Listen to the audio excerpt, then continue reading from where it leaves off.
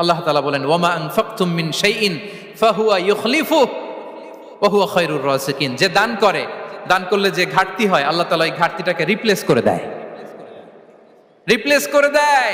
বিষ্ণু ইসা ইসলাম বলেছেন মা নাকাসা মালু আবদিন মিন সাদাকা। চ্যারিটি করলে, দান করলে আল্লাহ তার সম্পদ কখনো কমায় না। প্রতিদিন সকালবেলা দুজন ফেরেশতা নেমে বলতে থাকে আল্লাহুম্মা আ'তি মুনফিকান খালাফা, আল্লাহুম্মা আ'তি মুমসিকান তালাফা।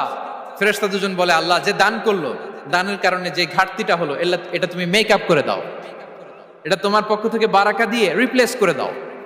আর যে ধরে রাখলো, কৃপণ